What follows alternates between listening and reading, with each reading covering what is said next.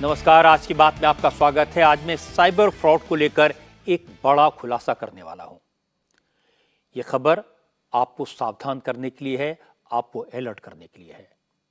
देश भर में साइबर ठगी के मामले बहुत तेजी से बढ़ने लगे हैं। जो केसेस सामने आए हैं उन्हें साइबर ठगी कहने के बजाय साइबर डकैती कहना ज्यादा आसान होगा, ज्यादा सही होगा। पुलिस अफसर कॉल करेगा, आपकी गिरफ्तारी का फरमान सुनाएगा, ड्रग्स, गोल्ड या डॉलर्स की स्मगलिंग का इल्जाम लगाएगा, एफआईआर दिखाएगा, फिर डीसीपी से वीडियो कॉल पर बात कराएगा। डीसीपी पुलिस के यूनिफॉर्म में होगा, वर्दी में होगा, ऑफिस भी सरकारी दिखाई देगा, आसपास पुलिस वाले एक्शन में दिखाई देंगे, लॉकअप में 2-4 कैदी भी दिख जाएंगे। उसी वीडियो कॉल पर आपको हाउस अरेस्ट करने का फरमान सुनाया जाएगा। फिर जमानत के लिए पैसों का खेल शुरू होगा। आप डर गए तो समझो लुट गए। पैसा ट्रांसफर किया तो तुरंत जमानत और डिजिटल अरेस्ट खत्म। पुलिस स्टेशन, कोर्ट कचहरी सब गायब। जादू जैसा उड़नछू हो जाएगा, क्योंकि सब का सब पूरी तरह फर्जी होता है।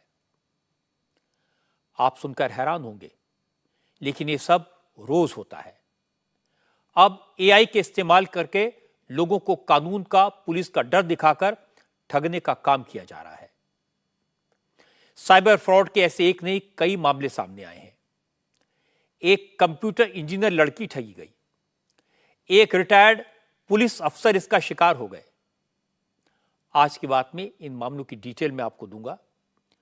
सुनेंगे तो आप चौंक जाएंगे, सोच में पड़ जाएंगे, ऐसा कैसे हो सकता है। एआई की मदद से हो रहे साइबर क्राइम की बात करूं इससे पहले आपको एक और हैरान करने वाली बात बताता हूं, जिसे देखकर मैं भी चौंक गया। असल में आज सरकार ने 9 यूट्यूब चैनल्स के खिलाफ एक्शन लिया। ये यूट्यूब चैनल्स फर्जी और बेबुनियाद खबरें दिखा रहे थे, लेकिन इसमें अचरज में डालने वाली बात यह है कि इनमें से कई चैनल्स ने मेरी फोटो लगाकर, आज की बात की स्टिल पिक्चर डालकर झूठे दावे किए, फर्जी खबरें दिखाई। ऐसे ऐसे दावे किए जिन्हें देखकर मैं भी सख्ते में आ गया। इन खबरों को आप देखेंगे तो ऐसा लगेगा जैसे मैं ये खबर बता रहा हूं, आपको लगेगा रजत शर्मा ये खबर बता रहे हैं, और लोग इसी चक्कर में खबर को देख लेते हैं, फिर उस पर यकीन करके उसे फॉरवर्ड भी कर देते हैं। लेकिन ये बिल्कुल फर्जी और झूठ है। जिन यूट्यूब चैनल्स के खिलाफ एक्शन लिया गया, जो फेक न्यूज फैला रहे थे, उनके सब्सक्राइबर की तादाद लाखों में है, उनके व्यूज करोड़ों में है, और ये चैनल कभी सरकारी योजनाओं के बारे में झूठे दावे करते थे, कभी नेचुरल डिजास्टर के नाम पर अफवाहें फैलाने का काम कर रहे थे, कभी क्राइम तो कभी समाज के एक तबके के ऊपर जुल्म की फर्जी खबरें फैला रहे थे। जिन यूट्यूब चैनल्स के खिलाफ एक्शन हुआ, जब मैंने उनके डिटेल चेक किए तो मैं देखकर हैरान रह गया कि कई यूट्यूब चैनल्स ने तो अपने वीडियो में मेरी तस्वीर लगाई हुई थी, मेरी फोटो थी, वीडियो के थंबनेल में मेरे शो की इमेज चिपकाई हुई थी। एक यूट्यूब चैनल सरकारी योजना ऑफिशियल के नाम से चल रहा था। इसके 1 लाख सब्सक्राइबर हैं और इसके वीडियो को 29 लाख से ज्यादा व्यूज मिल चुके हैं। इस यूट्यूब चैनल ने 8 नवंबर को मेरी तस्वीर लगाकर एक वीडियो पोस्ट किया, जिसमें दावा किया गया कि भीषण संकट की वजह से स्कूल बंद कर दिए गए हैं। एक और वीडियो में मेरी तस्वीर लगाकर, थंबनेल लगाकर यह फर्जी खबर फैला गई कि कुदरत के कहर से 1000 लोगों की जान चली गई है, पूरे देश में पुलिस फोर्स तैनात कर दी गई है। यह खबर पूरी तरह फर्जी थी। 3 नवंबर को भी इस चैनल ने मेरी फोटो लगाकर एक वीडियो पोस्ट किया और दावा किया कि 22 राज्यों के लिए अलर्ट जारी हुआ है, 50,000 से ज्यादा लोगों की जान चली गई है, 99 साल का रिकॉर्ड टूटने वाला है। ये सारी बातें, ये सारे दावे सरासर झूठे हैं। न तो इंडिया टीवी ने ऐसी कोई खबर चलाई और ना ही मेरे किसी शो में इस तरह का कोई दावा किया गया, लेकिन मेरी फोटो लगाकर यह चैनल लोगों को झूठ परोस रहा था। अब इसके खिलाफ एक्शन हुआ है। फेक न्यूज चलाने वाला एक और यूट्यूब चैनल जिस पर सरकार ने एक्शन लिया, नाम है सनसनी लाइव टीवी। ये देश के अलग अलग हिस्सों में कुदरत के कह की झूठी अफवाहें फैलाता था। इस चैनल के 4 लाख सब्सक्राइबर हो गए थे, 11 करोड़ से ज्यादा व्यूज मिलते थे। 4 नवंबर को इस चैनल ने मेरी फोटो लगाकर एक वीडियो पोस्ट किया और दावा किया कि भारत में भयंकर भूकंप आया है, 35,000 लोग मारे गए हैं। इस वीडियो को 15,000 से ज्यादा व्यूज मिल चुके हैं।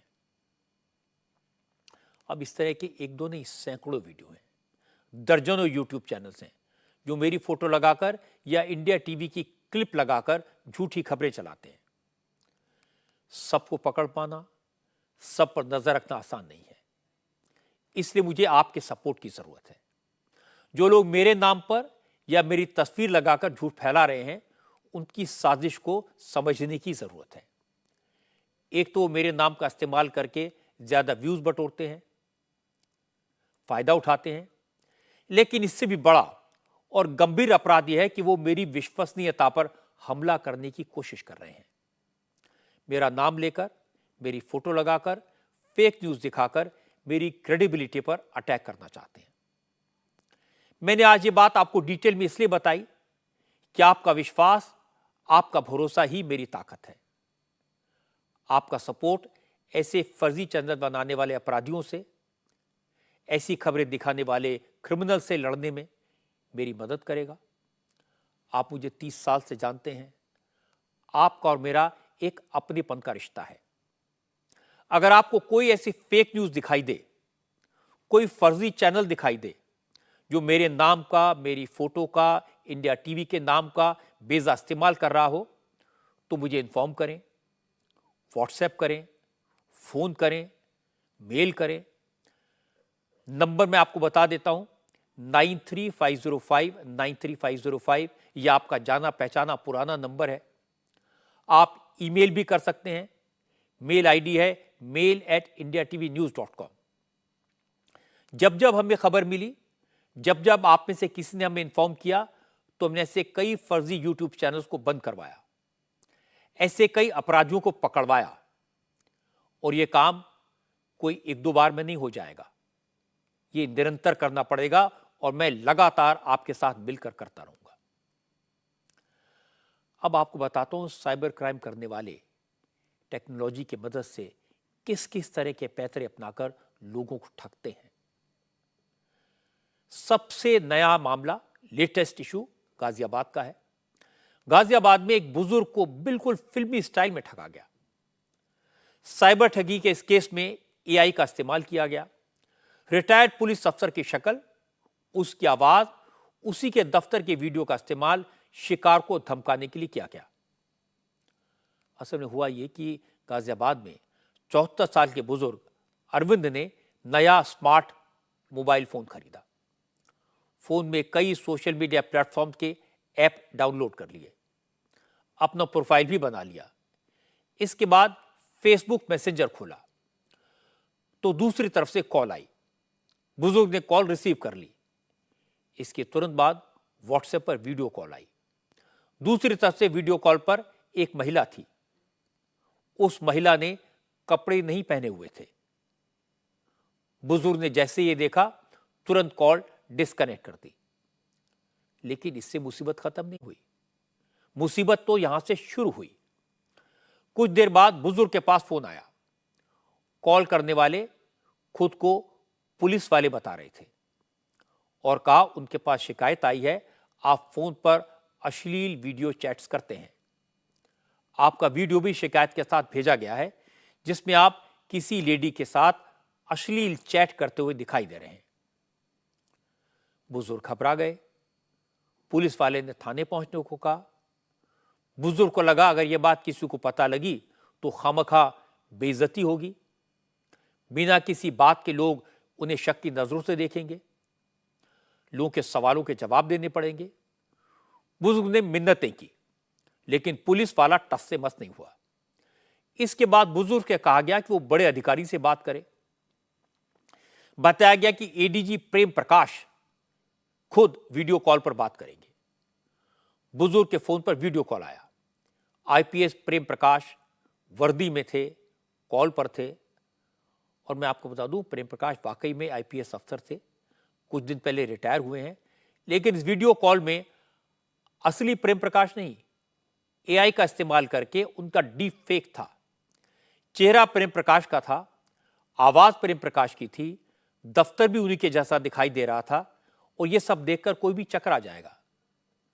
बुजुर्ग घबरा गए, उन्हें भरोसा हो गया कि वाकई में किसी ने उनके साथ धोखा किया है, और फिर उन्होंने पुलिस में शिकायत कर दी। उसके बाद फिर पुलिस वाले ने उनसे संपर्क किया, बुजुर्ग से 74,000 रुपए वसूल किए, लेकिन पीछा नहीं छोड़ा। अरविंद बेइज्जती के डर से परिवार वालों को कुछ बता नहीं पाए। जब परिवार वालों ने देखा कि अरविंद परेशान है, उन पर प्रेशर डाला, तब जाकर अरविंद ने अपने बेटे को सारी बात बताई। बेटी ने वकील से संपर्क किया। जब वकील ने इन साइबर क्रिमिनल से बात की, तो पहले तो ठगों ने वकील को भी दबाव में लेने की कोशिश की, लेकिन जब बात नहीं बनी तो कॉल डिस्कनेक्ट कर दिया और सारे नंबर स्विच ऑफ कर दिए गए। इसके बाद मामला पुलिस में पहुंचा, असली पुलिस में। अब असली पुलिस इस मामले की गहराई से जांच कर रही है। अरविंद ने तो ठगों के साथ हुई बातचीत को रिकॉर्ड नहीं किया, लेकिन जब वकील से आईपीएस अफसर प्रेम प्रकाश के एआई डीप फेक से बात की गई, तो उन्होंने उस वीडियो को रिकॉर्ड किया। वो वीडियो मैं आपको दिखा देता हूं, आप भी समझ जाएंगे कि एआई डीप फेक से इस तरह का इस्तेमाल कैसे किया जा सकता है और यह कितना खतरनाक हो सकता है। चेहरा तो तुम्हें दिखाएंगे, अभी तुम्हारा चेहरा लाइव रिकॉर्ड हो रहा है यहाँ पर सर। आप कितना भी रिकॉर्ड कर लो, आपको मैं उधर ही आकर बात करता हूं। सर आप पैसे मांग रहे हो, आप पैसे मांग रहे हो, आप पैसे मांग रहे हो ना इनसे। मैंने कौन सी पैसा मांगा है? नहीं कोई बात नहीं सर, आप किस लिए, किस लहजे में उठवा रहे हैं आप इन्हें? कोई बात नहीं, आप उठवा रहे हैं, आप द्वारका थाने से बात कर रहे हैं। काट दिया उसने तो। मैं आपको वो ऑडियो कॉल भी सुनवा देता हूं जिसमें यूपी पुलिस के अफसर के नाम पर अरविंद शर्मा को डराया जा रहा था, उनको झूठे मुकदमे में फंसाने की धमकी दी जा रही थी। यह बातचीत अरविंद की बेटी मोनिका शर्मा ने की थी। अभी आपकी जो ये वीडियो है ना, आप जिस तरह से बंदे का हैरेसमेंट कर रहे हो ना, आत्महत्या करने के लिए, आप आत्महत्या करने के लिए उकसा रहे हो इस बंदे को। ये बंदा आत्महत्या करते करते बचा है। बदतमीज से बात किया था। अरे आपने इससे पैसे के लिए बार बार कॉल क्यों कर रहे हैं आप? मैंने पैसा नहीं दिया। तो आप इसे कॉल किस लिए, किस संबंध में कर रहे हैं आप इसे कॉल? अच्छा, आप कितने पढ़े लिखे हैं? आप किस संबंध में कॉल कर रहे हैं अरविंद को? आपने ये बोला कि मैं एडवोकेट हूँ। बिल्कुल। ये बताइए इसके ऊपर कौन सा धारा लगा? अरे आप मुझे ये बताइए, आपके पास एफआईआर कौन सी है इसके पास? 364 धारा लगा, आपको मालूम है क्या? आप एफआईआर भेजो, एफआईआर भेजो, एफआईआर भेजो ना। अरे एफआईआर भेजो। ठीक है, उठाने आ जाता हूँ, तेरे को भी देखता हूँ। अरे मैं कह रही हूँ थाने आ जाओ, घर में आ जाओ। डीप फेक की वजह से साइबर ठगी के शिकार हुए बुजुर्ग अरविंद शर्मा ने कहा, जो लोग उनसे पैसे मांग रहे थे वो लोग लगातार कॉल करके किसी न किसी तरह से बस पैसा मांग रहे थे, उनको सोचने समझने का मौका तक नहीं दे रहे थे। वीडियो व्हाट्सएप पे वीडियो कॉल आती है मेरे पास, तो उन पे पुलिस वाले का डीएसपी का चेहरा था बोलते हुए। तो उन्होंने कहा कि आपकी जो है, मैं आपको पकड़ने के लिए आ रहा हूँ बहुत जल्दी, और आप एक काम करो, अगर ये वीडियो कॉल आप ये फ़ोटो अगर आप डिलीट करवा सकते हो तो मैं आपको एक नंबर दे रहा हूँ। तो उन्होंने संजय सिंह का मुझे नंबर दिया कि ये आप इससे बात कांटेक्ट करके वीडियो कॉल ख़त्म करा के और मेरे को क्लियरेंस सर्टिफिकेट भिजवाओ। तो मैंने उनसे बात करी, तो उन्होंने कही ठीक है जी, आपके 2 फ़ोटो वायरल हो रहे हैं, तो उनके लिए आप 21,999 रुपये ट्रांसफ़र करो। तो मेरे साथ मालिक थे जिनसे मैंने उनसे बात करी, तो उन्होंने 22,000 रुपये ट्रांसफ़र कर दिए। तो वो बोला नहीं आपने तो फिर मैंने कॉल करी तो उसने कही सर जी आपने गलत कर दिया, 21,999 डालने थे, ये मेरा कंप्यूटर इसको पकड़ नहीं रहा पैसे को। तो फिर मैंने 21,999 डलवाए। फिर मैंने उनसे कहा, मैंने कि आप फ़ोटो डिलीट कर दो। तो उन्होंने कही फ़ोटो डिलीट सर जी नहीं हो सकते, वो यूट्यूब पे भी पड़े हुए हैं। तो उसके लिए मैंने कहा जी उसके लिए क्या होगा? क्योंकि उसके लिए फिर 31,999 और डालो। तो मैंने पहले 20,000 रुपये डाले, फिर उनसे मैंने रिक्वेस्ट करी, मैंने कहा जी मेरे पे पैसे नहीं हैं। तो ठीक है कोई बात नहीं, सुबह को डालो या अरेंज करके डालो। इतने वो डीएसपी जो बने हुए थे, जो फोटो आ रहा है, वो मुझे धमकाने पे लगे हुए थे, मुझे सोचने का टाइम ही नहीं दे रहे थे कि ये ऐसे हो। अरविंद शर्मा की बेटी मोनिका शर्मा ने कहा उनके पिता किसी लड़की के साथ न्यूड फोटो की बात सुनकर और अपनी फोटो उसके साथ जुड़ने के बारे में सोचकर बहुत डर गए थे। फ्रॉड करने वालों ने उनके इसी डर का फायदा उठाया। मोनिका ने बताया कि उनके पिता तो इतना घबरा गए थे कि खुदकुशी करने के बारे में सोचने लगे। फ्रॉड का तो स्टार्टिंग से मुझे पता ही है कि साइबर क्राइम भी चल रहे हैं, ऑनलाइन क्राइम भी होते हैं बहुत सारे। तो वो तो मैंने खुद ही सजेस्ट कर लिया था इस चीज़ को। फिर उनका कॉल आया संजय जी का मेरे पास। पापा का मोबाइल मैंने ले लिया था जब वो ज़्यादा ही परेशान घूम रहे थे और मे भी सुसाइड करने की भी कोशिश कर रहे थे वो। तो मैंने अपने पास बुलाया, पापा आप मेरे पास आओ, क्योंकि सिस्टर ने मेरे को कॉल किया था पापा किसी प्रॉब्लम में चल रहे हैं। जब वो आए हैं मेरे पास, फिर मैंने उनका मोबाइल लिया तो इतने संजय का कॉल आया। संजय का कॉल मैंने पिक किया, मैंने बात करने की कोशिश करी उससे। तो वो अरविंद शर्मा जी से ही बात करना चाहता था, मुझसे बात करने के लिए मना कर रहे थे। फिर मैंने अपने टोन में बात करना शुरू किया, फिर उन्होंने सॉरी कहकर फ़ोन कट कर दिया। उसके बाद भी सर मैंने पापा का फ़ोन स्विच ऑफ करवा दिया था और उसके बाद हमने दूसरे दिन नेक्स्ट डे भी देखा तो उनकी कॉल्स आ रही थी। और फिर एडवोकेट के पास गए थे हम जब कंप्लेंट करवाने के लिए, तो वहाँ ऑन करवाया था फ़ोन उनका मैंने, क्योंकि टॉर्चर थे, काफ़ी दिमाग से परेशान थे वो। तो वहाँ पर उनके कॉल आने स्टार्ट हो गए। इनफैक्ट पहले ऑडियो कॉल आई और फिर वीडियो कॉल आई। वीडियो कॉल वो हमने रिकॉर्डिंग करी थी। कोई द्वारका का पुलिस ऑफिसर बन के उन्हें धमकाने में लग रहा था। जब मैं गाजियाबाद कचहरी में गई एसएसपी के ऑफिस में, जब उन्होंने मेरे को उनका इंट्रो दिया था कि वो रिटायर्ड है। अब ये मामला असली पुलिस के पास है। यूपी पुलिस इसकी जांच कर रही है। गाजियाबाद के डीसीपी सिटी निपुण अग्रवाल ने कहा पुलिस को वो बैंक अकाउंट का नंबर मिल गया है जिसमें अरविंद शर्मा ने पैसे ट्रांसफर किए थे और फेक कॉल करने वाले का आईपी एड्रेस भी मिल गया है। बहुत जल्दी अपराधियों को पकड़ लिया जाएगा।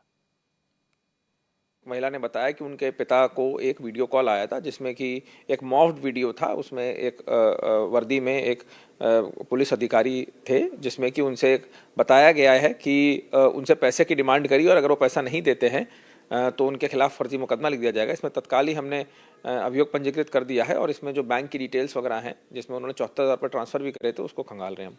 देखिए ऐसा फर्जी आईडी लेके कुछ पर्टिकुलर एरियाज़ हैं इंडिया में ही जहां से ये गैंग ऑपरेट कर रहे हैं। ये फर्जी आईडीज़ पे फर्जी सिम कार्ड इशू कराते हैं, फर्जी बैंक अकाउंट नंबर होते हैं। पर इस पर हमारी टीम काम कर रही है। जो भी आईपी एड्रेसेस हैं, जो भी बैंक की यूपीआई डिटेल्स हैं, उसको हम जल्दी पकड़ेंगे। डीप फेक का इससे भी ज्यादा हैरान करने वाला मामला फरीदाबाद से सामने आया है। फरीदाबाद में एक स्टूडेंट को ठगों ने साइबर ठगी का शिकार बनाया।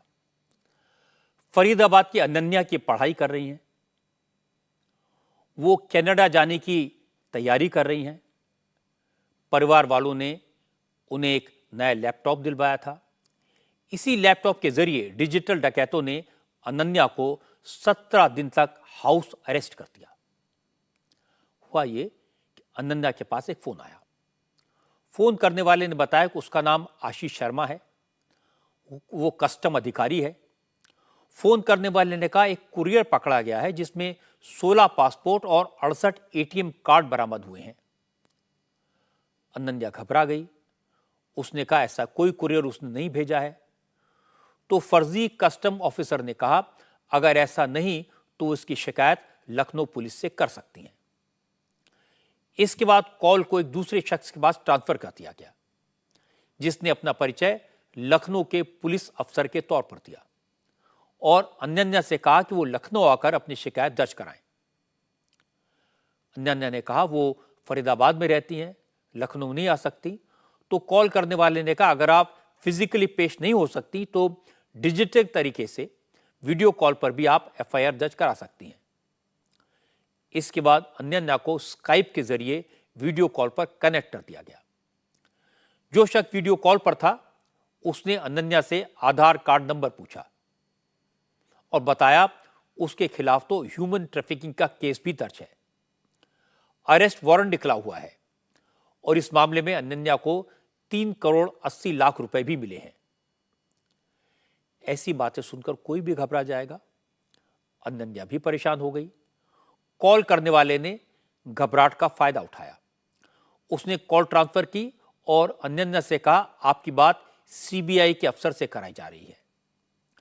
अब फर्जी सीबीआई अफसर वीडियो कॉल पर आया। उसने कहा, लोकल पुलिस को आपके अरेस्ट वारंट की जानकारी दे दी जाएगी और वो आपको गिरफ्तार कर लेगी। अगर आप गिरफ्तारी से बचना चाहती हैं तो 3 करोड़ 80 लाख की जो 5% रकम बनती है, यानी तकरीबन 15 लाख रुपए, वो आपको अपने बेल अमाउंट के तौर पर जमा करनी होगी। अनन्या ने कहा उसके पास इतना पैसा नहीं है, तो साइबर ठग ने अनन्या से कहा कि वो उसे डिजिटल अरेस्ट कर सकते हैं और जब तक वो पैसे का इंतजाम नहीं करती तब तक उन्हें अरेस्ट रखा जाएगा। इसके बाद अनन्या को साइबर ठगों ने हिदायत दी कि वो अपना कॉल कभी भी डिस्कनेक्ट नहीं करेगी। वीडियो बंद कर सकती है लेकिन ऑडियो कभी भी डिस्कनेक्ट नहीं करेगी। और इतना ही नहीं, साइबर ठगों ने यह भी कहा कि वो इस केस की जानकारी अपने घर वालों से शेयर नहीं करेगी और इसके लिए साइबर ठगों ने अनन्या से मामले की गोपनीयता बरकरार रखने के लिए एक मेमो भी साइन करा लिया। लड़की इतना डर गई कि उसने 17 दिन तक न तो कॉल डिस्कनेक्ट की, न घर वालों को कुछ बताया और इस दौरान उसने इधर उधर से जुगाड़ करके 2.5 लाख रुपए भी ठगों को दे दिए। एक दिन वो बाथरूम में थी, लैपटॉप का स्पीकर खुला हुआ था। ठगों ने उसे वीडियो पर नहीं देखा तो आवाज दी। घर में मेड काम कर रही थी, उसने आवाज सुनी, घर वालों को बताया कि कोई बार बार अनन्या को बुला रहा है। ठगों ने जब ये आवाज सुनी तो तुरंत कॉल डिस्कनेक्ट कर दी और अनन्या को मैसेज भेज दिया कि उसकी जमानत हो गई है, अब वो आजाद है। ये बेसिकली फ़ोन आते हैं आपके पास, वैसे व्हाट्सएप कॉल आएंगी वर्चुअल नंबर से, उसके बाद ये स्काइप पे ले लेते हैं जो माइक्रोसॉफ्ट की एक ऐप है और वहाँ आपको फ़ोन कहते हैं कि आपने कोई कोरियर भेजा, उसमें कोई ड्रग्स है या कोई इलीगल चीज़ है और आपके खिलाफ मुकदमा दर्ज हो गया है और आपने फ़ोन काट दिया तो आप इसमें फंस जाएंगे। तो वो फ़ोन कटने नहीं देते और पैसे की डिमांड करते हैं, आपके खाते कितने हैं, आपके आधार कार्ड क्या है, तो इस टाइप का वो करते हैं। तो इसके अंदर भी 2.5 लाख रुपए गए हैं जो कि एक असम के खाते में डाले गए हैं और बेसिकली ये लोग आउट ऑफ इंडिया बैठ के ये क्राइम को अंजाम दे रहे हैं। ये उसको लोगों को दबा के रखते हैं फ़ोन पे, अगर आपने फ़ोन काट दिया तो आप इसमें आपके खिलाफ एफआईआर होगी, आपको गिरफ्तार कर लेंगे। तो ऐसे लोगों को डरा के ये डिजिटल अरेस्ट हो गया एक तरह का। ये पैसा तो स्टार्टिंग तो किसी भी अमाउंट से कर लेते हैं और जब तक मांगते रहते हैं, जब तक आदमी देता रहता है, वो कहीं तक भी जा सकता है। अभी जो इसके अंदर आईपीआई है वो फॉरेन के आए हैं और खाते यहाँ के हैं, अभी इन्वेस्टिगेशन चल रही है। ये इस तरह के पहले भी आए हैं, मैं बल्लभगढ़ ऐसे चल रहा वहाँ भी आए थे, तो इस टाइप के कॉल आते हैं आपके अपने ताइवान एक कोरियर भेजा था, ये पकड़ा गया है, इसमें ड्रग्स है, तो इनलीगल चीज़ें हैं, तो करते रहते हैं। ये मोडस ऑपरेंडी अभी आई है। अब मैं आपको अनन्या के पिता की बात सुनवाता हूं। अनन्या के फादर ने बताया कि उनकी बेटी इतना डर गई थी कि उसने पैसा ठगों को दे दिया और किसी को कुछ नहीं बताया। पूरा सेटअप था, बांस भी नजर आ रही थी उसमें, है ना 2-3 है ना उन्होंने अपराधी भी बैठा रखे थे, लोग आ जा रहे थे, वर्दियां पहन रखी थी, सब कुछ है ना ऐसा लग रहा था जैसे है ना ओरिजिनल कोई सेटअप हो, ऐसा लग रहा था। उन्होंने बोला कि 3.8 करोड़ रुपीस का आपके ऊपर मनी लॉन्ड्रिंग का केस बनाया जज साहब ने और है ना 5% आप पैसा देके अपना अरेस्ट बेल ले सकती है, अरेस्ट आपका खत्म हो जाएगा। इसने बोला 15 लाख रुपए, उन्होंने 15 लाख रुपए का अमाउंट बोला था, 15 लाख रुपए इसने मना कर दिया कि मेरे पास नहीं है। 16 अक्टूबर को इस 2,10,000 रुपये मेरे से लिए, 30,000 रुपये अपने दोस्तों से, 2 दोस्तों से लिए और 10,000 रुपये अपनी मम्मी से लिए और 2,50,000 रुपये उनको ट्रांसफर कर दिए। फिर भी है ना डिजिटल अरेस्ट नहीं खत्म हुआ क्योंकि पैसे कम आए थे, 15 लाख से कम आए थे। तो ये उनसे प्लीड करती रही कि है ना मेरे पास इतना ही है और वो इसको नए नए तरीके बताते रहे कि है ना पापा का है ना डेबिट कार्ड चुरा लो, पापा का है ना क्रेडिट कार्ड चुरा लो, कोई कैश पड़ा हो, कोई ज्वेलरी पड़ी हो, क्या कुछ भी है ना कैसे भी करके आप है ना और पैसे दो और पैसे दो। इसने मना किया या इसके पास इसकी और हिम्मत नहीं हुई। 28 तारीख को ये है ना टॉयलेट में थी अपने और इसका लैपटॉप पे से है ना आवाज़ आई कि अनन्या अनन्या अनन्या, तो मेड ने सुन लिया और मेड है ना चिल्ला के बोली क्या होती दीदी दीदी आपके कंप्यूटर से आवाज़ आ रही है। जैसे ही उसने वो बात सुनी उसने ना लॉग आउट कर लिया, आरोपी या जो भी है जो गैंग है उन्होंने ना लॉग आउट कर लिया और दोपहर को 2-3 बजे है ना इसको मैसेज कर दिया कि आपका डिजिटल आपकी बेल हो गई है और आपका अरेस्ट खत्म हो गया। अंजना के पिता ने बताया कि इसमें गलती बेटी की नहीं है, गलती उनकी है। उन्होंने कभी ध्यान ही नहीं दिया कि बेटी लैपटॉप पर क्या कर रही है, किससे बात कर रही है, वो लगातार ऑनलाइन क्यों बनी हुई है। अंजना के पिता ने कहा कि सबसे बड़ी दिक्कत यह है कि माता पिता बच्चों को ये भरोसा नहीं दिला पाते कि कोई भी बात हो, कैसी भी बात हो, सबसे पहले घर वालों को बताएं, डरे नहीं। अगर बेटी ने घर वालों से बात की होती, उनके साथ ये बात शेयर की होती, तो मुसीबत न झेलनी पड़ती। ऐसा है जैसे है ना, मतलब है ना, दशहरे वाले दिन है ना हमने इसे बुलाया कि पूजा के लिए आ जाओ। वैसे तो है ना ये ज़्यादातर अपने कमरे में ही रहती है, तो है ना हम बहुत ज़्यादा सभी अपने कमरों में ही रहते हैं, सब लोग अपने मोबाइलों में या अपने टीवी में मस्त रहते हैं। इतना कुछ इंटरेक्शन बहुत थोड़ा सा ही होता है कि नाश्ते पे मिल गया कभी, तो इतना कुछ नोटिस नहीं किया। बट है ना जैसे बाद में देखा हमने, तो है ना उनसे परमिशन लेती थी कि है ना पूजा के लिए जाना है तो मे आई गो फॉर 10 मिनट्स। फिर है ना एक है ना मैसेज था, उसमें लिखा हुआ था कि मेरा है ना जब घर से बाहर जाती थी तो मोबाइल पे है ना स्काइप ऑन करा लेते थे, तो है ना इसका बैटरी है ना ड्रेन आउट हो रही थी, तो इसने उनको लिखा कि मेरी बैटरी ड्रेन आउट हो रही है और घर पहुंचने में मेरे को आधा पौना घंटा लगेगा। तो वो डांटते थे इसे कि है ना आप जल्दी से जल्दी घर पहुंचिए और है ना स्काइप ऑन कीजिए। तो इस तरीके की हमने चैट्स इसकी देखी जो हमारे पास है। अच्छा, यानी कि घर से बाहर जाना है तो परमिशन लेकर, घर में अगर किसी के दूसरे के रूम में जाना है, किसी फैमिली मेंबर को कोई बुला रहा है तो भी परमिशन लेकर, विदाउट परमिशन कुछ नहीं। और 24 घंटे जो है लैपटॉप पे या मोबाइल पर जो है ऑन रहता था।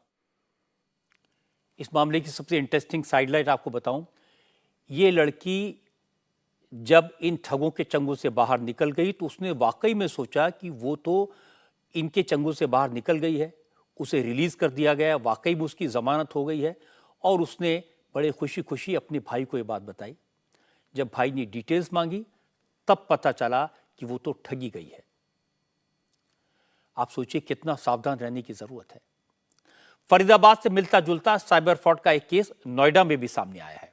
नोएडा में एक आईटी कंपनी में काम करने वाली महिला को कॉल आई कि उसके खिलाफ मुंबई में मनी लॉन्ड्रिंग का केस दर्ज हुआ है। कॉल करने वाले इतना बताने के बाद लड़की को वीडियो कॉल पर कनेक्ट करने लगे। फिर वर्दी पहनकर बैठे एक आदमी से बात कराई। क्लेम किया वो मुंबई पुलिस की क्राइम ब्रांच का डीसीपी है। बैकग्राउंड बिल्कुल थाने जैसा दिखाई दे रहा था। कुछ कैदी बिठाए गए थे, वॉकी टॉकी भी रखा हुआ था। अपने आप को डीसीपी कहने वाले शख्स ने उस महिला से कहा कुछ दिन पहले नरेश गोयल नाम के कारोबारी की रेड पड़ी थी, वहां 2 करोड़ रुपए पकड़े गए, इसमें से 20 लाख का कमीशन उस महिला को भी पे किया गया। फर्जी डीसीपी बने ठग ने कहा मनी लॉन्ड्रिंग के ये पैसे ट्रांसफर करने के लिए महिला के बैंक अकाउंट और आधार नंबर का इस्तेमाल हुआ है और वेरीफाई करने के लिए महिला के सारे डिटेल ले लिए। फिर कहा इस मामले में जमानत के तौर पर उसे 20 लाख रुपए ट्रांसफर करने होंगे। अगर वो पैसा ट्रांसफर नहीं करेगी तो उसे अरेस्ट कर लिया जाएगा। केस की जांच होने के बाद अगर वो निर्दोष साबित होती है तो उसे पैसा वापस कर दिया जाएगा। इस महिला के पास सिर्फ 11 लाख रुपए थे। उससे ठगों ने कहा अभी वो 11 लाख ट्रांसफर करे और उसके बाद बाकी के पैसों का इंतजाम करे। डर के कारण महिला ने ठगी करने वालों के अकाउंट में पैसा ट्रांसफर कर दिया। पैसे ट्रांसफर करने के बाद भी उस महिला को कई घंटे तक ऑनलाइन रखा गया और करीब 10 घंटे बाद फिर से फोन करके कहा गया आपका केस सेटल हो गया है, आप डिजिटल अरेस्ट से रिहा की जाती हैं। स्काइप कॉल पे तो उनके द्वारा बताया गया कि जो आपका आधार कार्ड है, अभी कोई नरेश गोयल जी हैं, कोई मतलब कोई छापा पकड़ पड़ा है, तो उनसे शायद 2 CR लगभग कभी बरामद हुए हैं, जिसमें से आपका उन्होंने बताया पूछताछ में कि आपका 20 लाख रुपए आपको कमीशन के तौर पे आपके अकाउंट में ट्रांसफ़र किया गया है, जिसमें आपका आधार कार्ड, मोबाइल नंबर यूज हुआ है। तो इस बात को उन्होंने मना किया कि नहीं नहीं हमने तो नहीं किया, हमारी कोई बात ऐसी नहीं हुई है किसी से। तो कहा नहीं नहीं उन्होंने बताया है, तो इसलिए कृपया आपको वेरीफाई करना पड़ेगा। और चूंकि उनका कहना यह था कि पीछे वर्दी में पुलिस की वर्दी में थे, पीछे वॉकी टॉकी सब कुछ, तो उनको विश्वास हो गया कि पुलिस ही है। और उन्होंने ये भी कहा कि आप डिजिटली अरेस्ट है और जो पूछताछ की जाएगी आपको पूछताछ में हर बात बतानी पड़ेगी। उसके बाद उन्होंने मुझसे अकाउंट डिटेल, सब डिटेल, आप मुझे अपना अकाउंट डिटेल भेजिए, मैं चेक करना चाहते हैं 20 लाख आपके उसमें आया है नहीं आया है। तो उन्होंने 3-4 बैंक थे, सबके अकाउंट डिटेल उनको दे दिए। फिर उन्होंने कहा कि अच्छा आप एक काम करिए, ये सुप्रीम कोर्ट की गाइडलाइंस है जिसमें मनी लॉन्ड्रिंग में क्या होता है कि जितना पैसा कमीशन का है उतना आप एक बैंक नंबर उन्होंने दिया है, आप उसमें ट्रांसफ़र कर दीजिए उस बैंक में। तो हम आपको बैंक का अकाउंट दे रहे हैं, आप उसमें ट्रांसफ़र कर दीजिए। और उन्होंने उसको ट्रांसफ़र कर दिया। उनके पास 20 लाख रुपए नहीं थे। उन्होंने कहा 20 लाख रुपए कमीशन का हुआ है तो आप 20 लाख ट्रांसफ़र कर दीजिए, ये पैसा आपको वापस हो जाएगा। तो उनके पास चूँकि 20 लाख नहीं थे तो उन्होंने कहा नहीं मेरे पास तो मतलब 10-11 लाख रुपए ही हैं। तो उन्होंने 11 लाख रुपए उस अकाउंट में उन्होंने ट्रांसफ़र कर दिए। हाँ, उन्होंने ये कहा, इस चीज़ को भी कहा कि अगर आपने परिवार में या किसी नेशनल सिक्योरिटी में आप नेशनल प्लेटफॉर्म पे या किसी पुलिस थाने में जाती है तो आप इसको शेयर नहीं करना है क्योंकि आप बच रहे हैं। सरकार ने भी लोगों से इस तरह के साइबर क्राइम करने वालों से सावधान रहने को कहा है। गवर्नमेंट की तरफ से यूट्यूब पर फेक वीडियो, मुफ्त तस्वीरों को लेकर सरकार सख्त है।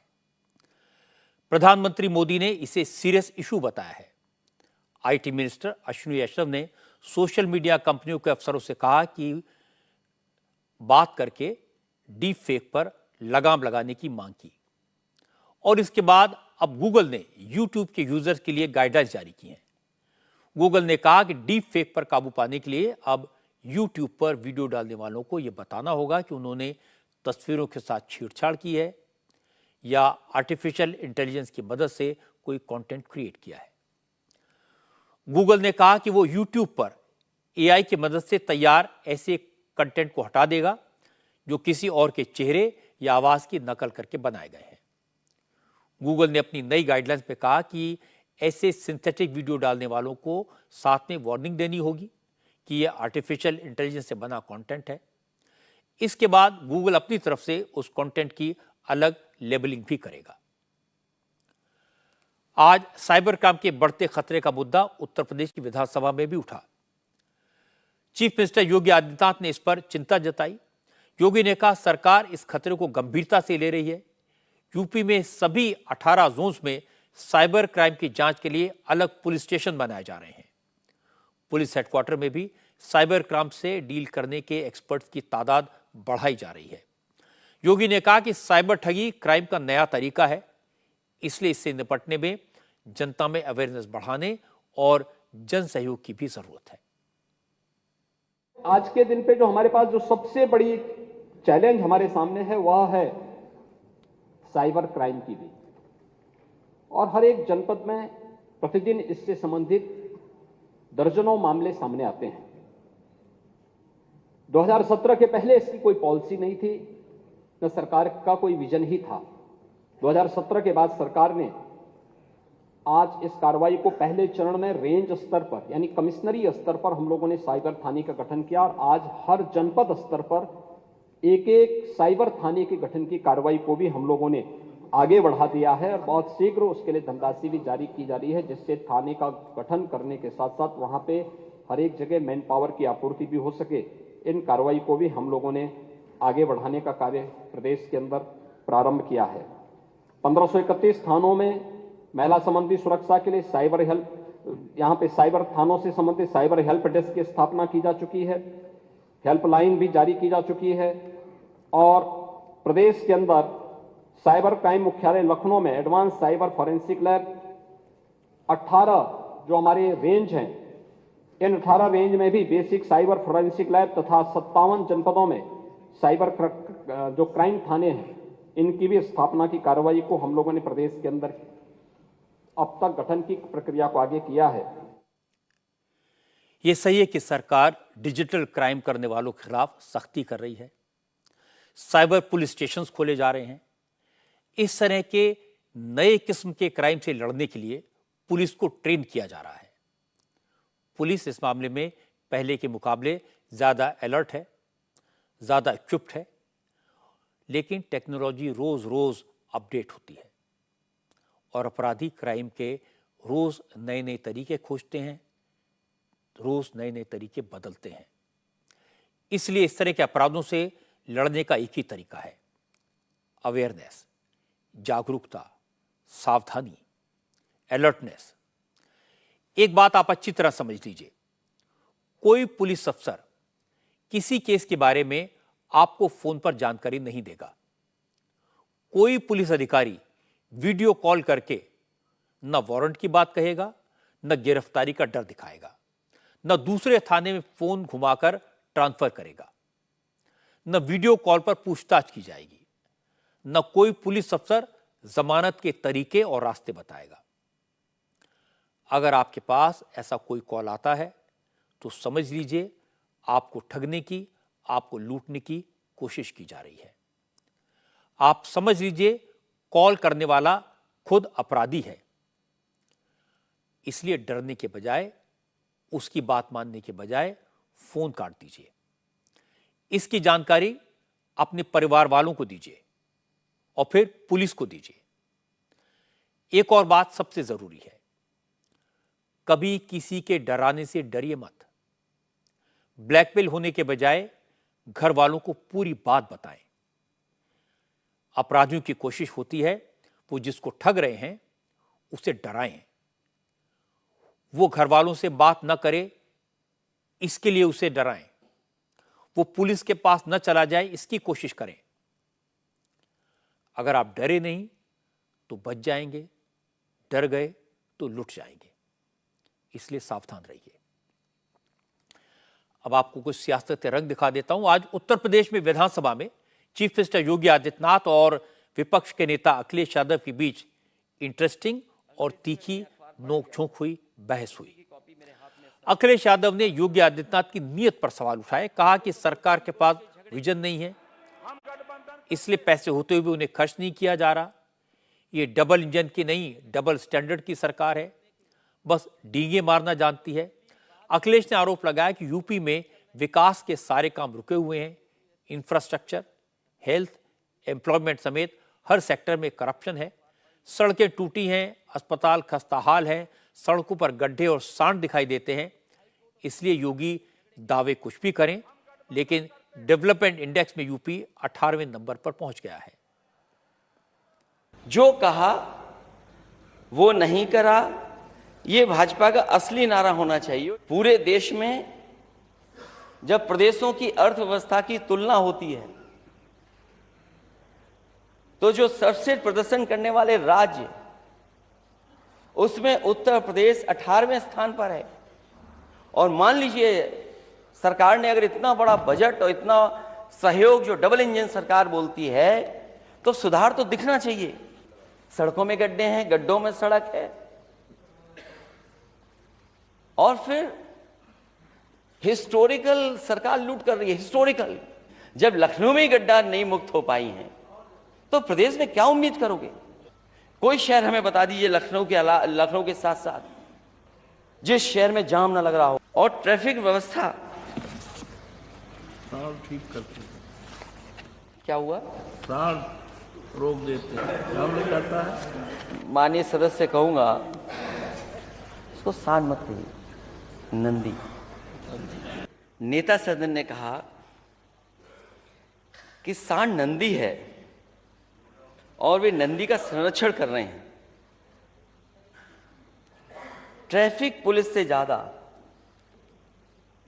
सड़कों पर, ट्रैफिक पुलिस से ज्यादा अध्यक्ष जी सांड दिखते हैं सड़क पर। योगी आदित्यनाथ ने अखिलेश यादव का 1 घंटे का भाषण पूरे ध्यान और पूरे धैर्य के साथ सुना। इसके बाद योगी ने जो जवाब दिए तो समाजवादी पार्टी के नेता एक दूसरे का चेहरा देखने लगे। योगी ने बताया कि अखिलेश किस तरह झूठ का पहाड़ खड़ा कर रहे थे। उन्होंने आरबीआई की रिपोर्ट को कोट किया, तथ्यों के साथ जवाब दिया। योगी ने कहा कि अखिलेश यादव को बीजेपी सरकार के बारे में बोलने से पहले अपनी सरकार का जमाना याद करना चाहिए, जब पूरे प्रदेश में माफिया और गुंडों का राज था, जो पूरी तरह खत्म हो चुका है। जो घपले घोटाले होते थे वो बंद हो गए हैं। योगी ने कहा यूपी में इन्वेस्टमेंट भी आ रहा है, ग्रोथ रेट और पर कैपिटा इनकम बढ़ गई है। ये बड़ा हसीन है उनकी जवान का जादू, लगा के आग बहारों की बात करते हैं। जिन्होंने रात में बेखौफ बस्तियां लूटी वही नसीब के मारों की बात करते हैं।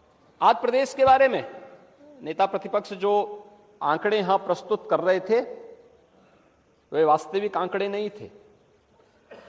उन्होंने जो भी तथ्य यहां पे रखे थे, मुझे लगता है कि अच्छा होमवर्क नहीं हो पाया होगा उनका। यह डाटा मेरे नहीं है, किसी मैगजीन के नहीं है, लेकिन आरबीआई ने जो अपने बुलेटिन जारी किया है अगस्त 23 का, उसमें उत्तर प्रदेश को उन्होंने शीर्ष राज्यों की श्रेणी में रखा है, बॉटम में नहीं। काका हाथरसी ने इनके बारे में बहुत अच्छी बात कही थी कि प्रकृति बदलती क्षण क्षण देखो, बदल रहे अणु कण कण देखो, तुम निष्क्रिय से पड़े हुए थे, भाग्यवाद पर अड़े हुए थे। छोड़ो मित्र पुरानी डफली, जीवन में परिवर्तन लाओ, परंपरा से ऊंचे उठकर कुछ तो स्टैंडर्ड बनाओ। हमने $1 ट्रिलियन की इकोनॉमी उत्तर प्रदेश को बनाने का जो लक्ष्य रखा है, ये सब राह वहीं तक पहुंचने के हैं। आपका कोई लक्ष्य नहीं था तो कोई दृष्टि भी नहीं थी, इसीलिए दिशाहीन थे। योगी पर अटैक करना आसान नहीं होता, क्योंकि वो एक हैंड्स ऑन चीफ मिनिस्टर हैं। योगी को फैक्ट्स पर कॉर्नर करना आसान नहीं होता, क्योंकि वो एक सुपर एक्टिव मुख्यमंत्री हैं। इन्वेस्टमेंट हो, इंफ्रास्ट्रक्चर हो, हेल्थ प्रोजेक्ट्स हो, एजुकेशन हो, हर जगह योगी पूरी तरह इन्वॉल्व रहते हैं और बोलने में तेज तो हैं ही। और आज विधानसभा में उनके जवाब में यही दिखाई दिया। आगे बढ़ने से पहले आपको बता दूं कि आपकी अदालत में इस बार मेरे मेहमान हैं स्पॉटिफाई पर वर्ल्ड में नंबर 4 सुपरहिट सिंगर और रैपर बादशाह। आपकी अदालत में बादशाह ने अपनी जिंदगी के कई राज खोले, बताया वो कैसे कैसे गाने लिखते हैं, कैसे कैसे शौक पालते हैं। जो टैटू बना है उसको लेकर के बड़े एम्बेरेस्ड होते हैं, हाथ पर जो टैटू बना है। ये जो टैटू है ना, ये है टूटा हुआ दिल जिस पे बैंडेड लगी हुई है। लोग यही जानना चाहते हैं कि वो कौन थी जिसने दिल तोड़ा।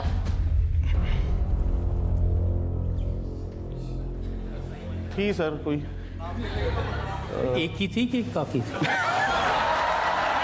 सुपरहिट सिंगर बादशाह आपकी अदालत में शनिवार रात 10 बजे। अब से 36 घंटे बाद यह क्लियर हो जाएगा कि मध्य प्रदेश, राजस्थान, छत्तीसगढ़ और तेलंगाना में किसकी सरकार बनेगी। यह तय हो जाएगा कि जनता का भरोसा किस पर है। मिजोरम में भी वोटों की गिनती पहले 3 दिसंबर को होनी थी, लेकिन अब 4 तारीख को होगी। आज चुनाव आयोग ने इसकी जानकारी दी। इलेक्शन कमीशन ने कहा कि मिजोरम से कई लोगों के मेमोरेंडम मिलने के बाद वोटों की गिनती एक दिन टालने का फैसला किया गया, लेकिन बाकी 4 राज्यों में वोटों की गिनती पहले से तय 3 तारीख को सुबह 8 बजे से शुरू हो जाएगी।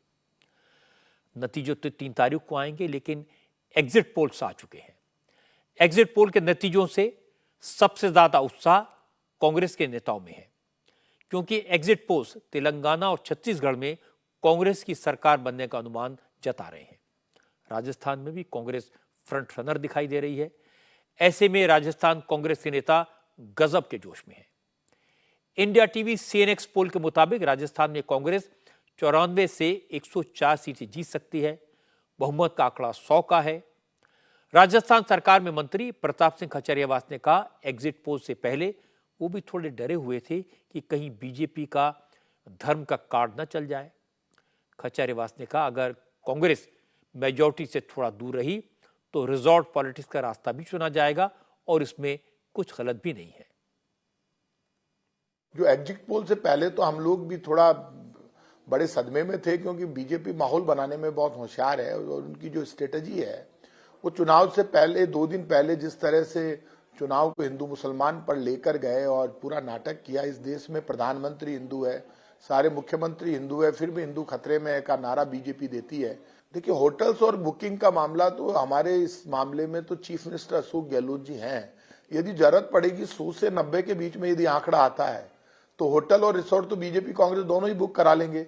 आंकड़ा यदि 100 से 90 के बीच में आ रहा है तो हर पार्टी कोशिश करती है कि निर्दलीय और वो हमारे साथ आए। मेरी तो आदत है, मैं तो खुल के बात करता हूं। अब मैं आपको राजस्थान के बीजेपी नेताओं की बात सुनाता हूं। उन्हें भी पूरा भरोसा है कि सरकार बीजेपी की ही बनेगी। राजेंद्र राठौर ने कहा बीजेपी को कम से कम 125 सीटें मिलेंगी। हम वो लोग हैं जिन्होंने राजस्थान को अपने पैरों से नापा है। हम उस ढाणी में गए हैं, अलग अलग मौके पर गए हैं। राजस्थान में भारतीय जनता पार्टी 125 सीटों से कम जीते। मेरी बात को रिकॉर्ड भी कर लेना और परसों इस वक्त मेरे इस बयान को चला भी देना आप। इसलिए आप ये चाय के प्याले में तूफान पैदा करने की कोशिश जो हो रही है कतबे, इसमें कामयाबी नहीं मिलेगी। भारतीय जनता पार्टी प्रचंड बहुमत से जीतेगी। राजस्थान में सांप्रदायिकता की भट्टी जो उन्होंने जलाई और जिस प्रकार तुष्टीकरण करके वोट की फसल काटने की कोशिश वो 5 साल तक लगातार करते रहे, ये काम उनका था। वो 156 की बात कह रहे हूं, मैं कह रहा हूं एक का अंक हटा दो, 56 आ जाए तो बड़ी बात होगी। राजस्थान को लेकर एग्जिट पोल्स में कोई क्लियर कट प्रेडिक्शन नहीं है। ज्यादातर जो पोल्स हैं वो अलग अलग बातें कह रहे हैं, लेकिन मध्य प्रदेश का जहां तक सवाल है, ज्यादातर एग्जिट पोल्स एक बार फिर बीजेपी की सरकार बनने का दावा कर रहे हैं। इंडिया टीवी एक एग्जिट पोल में भी बीजेपी को 140 से ज्यादा सीटें मिलने का अनुमान है। बड़ी जीत होगी। शिवराज सिंह चौहान भी काफी कॉन्फिडेंट हैं, लेकिन कमलनाथ एग्जिट पोल्स को खारिज कर रहे हैं। कमलनाथ ने आज कांग्रेस के कार्यकर्ताओं से कहा कि एग्जिट पोल्स कांग्रेस के लोगों को निराश करने की साजिश है, इसलिए इनसे परेशान होने की जरूरत नहीं है। कमलनाथ ने कांग्रेस के नेताओं से काउंटिंग सेंटर्स पर मुस्तैद रहने को कहा ताकि कोई किसी तरह की गड़बड़ी न कर पाए। कांग्रेस के सभी कार्यकर्ता पूरी ताकत से मैदान में आ जाएं। भाजपा चुनाव हार चुकी है। कुछ एग्जिट पोल जानबूझकर इसलिए बनाए गए हैं कि कांग्रेस कार्यकर्ता निराश हों और झूठा माहौल दिखाकर अधिकारियों पर दबाव बनाया जाए। ये षड्यंत्र कामयाब होने वाला नहीं है। कांग्रेस के सभी पदाधिकारी, जिला अध्यक्ष, जिला प्रभारी, मोर्चा संगठन के प्रमुख और प्रकोष्ठों के पदाधिकारी अपने अपने काम में जुट जाएं और निष्पक्ष मतगणना कराएं। हम सब जीत के लिए तैयार हैं। हम सब एकजुट हैं। आपको कोई भी समस्या लगती है तो आप सीधे मुझसे बात करें या पीसीसी में 3 दिसंबर को फोन करें। मैं पूरे समय में रहूंगा। 3 दिसंबर को कांग्रेस पार्टी की सरकार बन रही है। एग्जिट पोल में छत्तीसगढ़ में कांग्रेस की सरकार रिपीट होने का अनुमान है। छत्तीसगढ़ को लेकर जो एग्जिट पोल आए हैं उनमें कांग्रेस की सरकार बनती तो दिखाई दे रही है, लेकिन पिछली बार मिली 68 सीटों की तुलना में इस बार सीटें कम हो सकती हैं। अगर छत्तीसगढ़ में कांग्रेस को बहुमत मिल जाता है तो मुख्यमंत्री पद को लेकर खींचतान भी हो सकती है। दावा तो भूपेश बघेल का मजबूत है, लेकिन टीएस सिंहदेव पिछली बार की तरह इस बार आसानी से हथियार डालने के मूड में नहीं है। टीएस सिंहदेव कह रहे हैं कि ये उनका आखिरी चुनाव है, इसलिए उन्हें उम्मीद है कि गांधी परिवार के लोग उन्हें कुछ बड़ा काम देंगे, क्योंकि वो अगले 5 साल में 10 साल का काम करके दिखाना चाहते हैं। उनको शुभकामनाएं अगर ऐसा होता है, लेकिन फिलहाल तो हम लोग को भी लगता है कि 60 के आसपास रहेगी कांग्रेस प्लस माइनस। और जो प्रोजेक्शंस हैं पोल्स के वो भी ऐसे ही दिखा रहे हैं। 50 से 62 अलग अलग एजेंसियां टॉप लिमिट जो कांग्रेस का दिखा रहे हैं वो 50 से 62 दिखा रहे हैं। मैं चाहता हूं कि इन 5 सालों में 10 साल का काम कर सकूं। कि अमूमन मुझे ये लगता है कि मेरे लिए लास्ट इलेक्शन होगा। बाल भी आप देख रहे हैं सफ़ेद हो गए। अभी 71 साल का हो गया हूँ। 5 साल पूरे होने पे 76 हो जाऊंगा। वो चुनाव अगर लड़ता हूँ तो 5 साल पूरा होते होते 81 साल का हो जाऊंगा। अभी तक फिट हूँ, चल फिर लेता हूँ, बैडमिंटन खेल लेता हूँ। अब लाठी पकड़ के चलने की स्थिति में जनप्रतिनिधित्व का काम नहीं करना चाहिए। तो ये लास्ट इलेक्शन है, तो मेरे मन की बस यही भावना है। मुख्यमंत्री सब बनना चाहते हैं। क्योंकि मिजोरम में अब काउंटिंग 4 नवंबर को होगी, इसलिए 3 दिसंबर को 4 राज्यों के चुनाव नतीजे आएंगे और 3 दिसंबर को वोटिंग के दिन सुबह 6 बजे से इन 4 राज्यों में इंडिया टीवी के संवाददाता एक पोलिंग बूथ पर मौजूद रहेंगे। 3 दिसंबर को इंडिया टीवी काउंटिंग के लेटेस्ट ट्रेंड, नतीजों की जानकारी सबसे सटीक और सबसे पहले आप तक पहुंचाएगा। इंडिया टीवी पर हमने आपको सबसे फास्ट और सबसे एक्यूरेट रिजल्ट दिखाने के लिए खास इंतजाम किए हैं। 3 दिसंबर को सुबह 6 बजे से देखिए इलेक्शन रिजल्ट मेरे साथ इंडिया टीवी पर। और आपको एक बार फिर से याद दिला दूं कि रैपर, सिंगर, राइटर बादशाह इस बार आपकी अदालत में मेरे मेहमान हैं। बादशाह को जाना जाता है उनके सुपरहिट गानों की वजह से। अभी तो पार्टी शुरू हुई है, डीजे वाले बाबू और काला चश्मा, ये वो गाने हैं जिनकी वजह से वो बहुत पॉपुलर हुए। आपकी अदालत में पॉप म्यूजिक के किंग बादशाह ने बताया अपने दोस्तों के बारे में, अपनी जिंदगी के बारे में और अपने हिट म्यूजिक के बारे में। ये रैपर हैं, ये राइटर हैं, ये सिंगर हैं और नाम है बादशाह। ये मुनासिब होगा हमको थाम लो के, हम भी चांद ढूंढने लगे हैं बादलों में, नाम शामिल हो चुका है अपना पागलों में। मतलबी इस दुनिया से किनारे कर दूं, नाम तेरे सारी की सारी बहार कर दूं, बस चले तो तेरे हाथ में सितारे रख दूं। सुपरहिट सिंगर बादशाह आपकी अदालत में शनिवार रात 10 बजे। इस बार आपकी अदालत में मेरे मेहमान हैं रैपर और सिंगर, म्यूजिक की दुनिया के बड़े स्टार बादशाह। बादशाह की पॉपुलैरिटी कितनी ज्यादा है इसका अंदाज मुझे उस वक्त हुआ वो जैसे स्टूडियो में एंटर हुए, वहां मौजूद यंगस्टर ने तालियां बजाई, शोर मचाया, सीटियां बजाई, कमाल की एनर्जी दिखाई।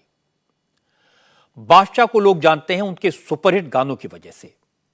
अभी तो पार्टी शुरू हुई है, काला चश्मा, ये ऐसे गाने हैं जो आजकल हर शादी में सुनाई देते हैं। डीजे वाले बाबू मेरा गाना चला दो और लड़की कर गई चुल, ये ऐसे गाने हैं जो हर पार्टी में बजते हैं। बादशाह आजकल स्पॉटिफाई पर दुनिया के 4th मोस्ट फॉलोड आर्टिस्ट हैं।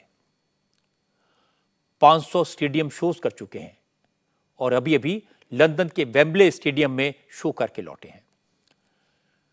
आपकी अदालत में आकर बादशाह ने कहा कि लगता है अब मेरे मम्मी पापा मानेंगे कि बेटे ने कुछ हासिल किया है। बादशाह से मैंने उनकी जिंदगी को लेकर, उनके गानों के वर्ड्स को लेकर कई सवाल पूछे। पूरा शो आप देख पाएंगे शनिवार रात 10 बजे, लेकिन अभी मैं आपको बादशाह के शो की एक झलक दिखाता हूं। यह वो हिस्सा है जो सबसे कंट्रोवर्शियल है। बादशाह ने एक और बड़े पॉप सिंगर यो यो हनी सिंह के बारे में बड़े तीखे कमेंट किए। एक जमाने में बादशाह और हनी सिंह बहुत करीबी दोस्त हुआ करते थे। दोनों के बीच लड़ाई हुई।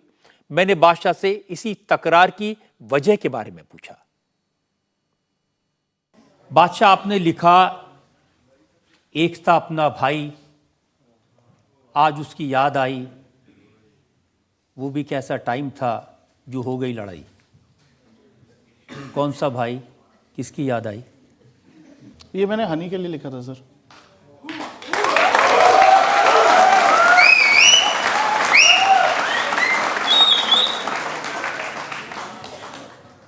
हैवी सवाल पूछ लिया। हाँ, उनके लिए लिखा था। आपने फिर उनके लिए ये भी लिखा था इनसे गेम क्रैक नहीं हो रहा, कुछ लोग का कमबैक नहीं हो रहा।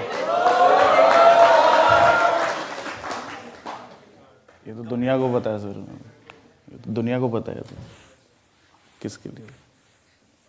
हाँ, लेकिन जिससे आपकी इतनी दोस्ती, इतना रिलेशन रहा, उसके बारे में ऐसी ऐसी बातें कहना क्या सर, इतना तो हक बनता ही है, इतनी तो नोकझोंक तो बनती है।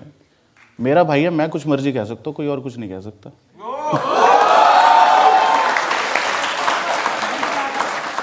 नहीं, लेकिन ये सच है कि हनी सिंह और आप करीबी थे, साथ रहे। हनी सिंह ने आपको गाना लिखना सिखाया, रैप करना सिखाया। तो नहीं है सर, नहीं, ये सच नहीं है। हाँ, ज़्यादा हो गया।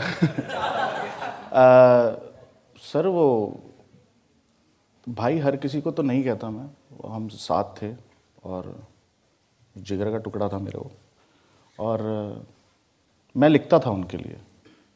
उन्होंने लिखना नहीं सिखाया था, मुझे लिखना आता था, तभी हम मिले थे। मैं लिखता था उनके लिए और वो म्यूज़िक बनाते थे और जोड़ी क्या ही खतरनाक थी हमारी कि हमें नाचने का शौक था, उसे नचाना आता था।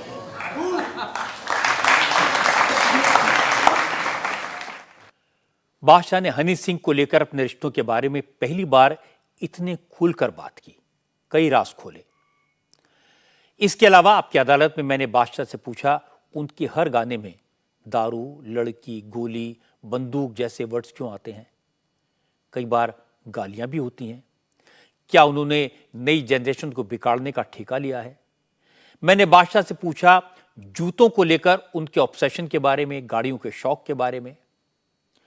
आपकी अदालत में बादशाह ने पहली बार बताया कि कैसे वो डिप्रेशन का शिकार हो गए थे, कैसे उन्होंने म्यूजिक छोड़ने का फैसला किया था, अपने शोज कैंसिल कर दिए थे। पॉप म्यूजिक के सुपरस्टार को आप देख सकेंगे शनिवार रात 10 बजे। प्लीज वेलकम बादशाह। ये गोरे बोरों से हिंदी बुलवा देंगे, काइली जेनर को बिंदी लगवा देंगे, और जो देखकर हमें गेट होते थे बंद, सारे गेट खुलवा देंगे। दिलजीत पाजी कोचेला, नाटू नाटू ऑस्कर, कामयाबी हमने दोनों हाथों से पकड़ के खींची। और कभी रेंज रोवर रेंज के बाहर होती थी, टाटा अंकल ने पूरी कंपनी खरीदी।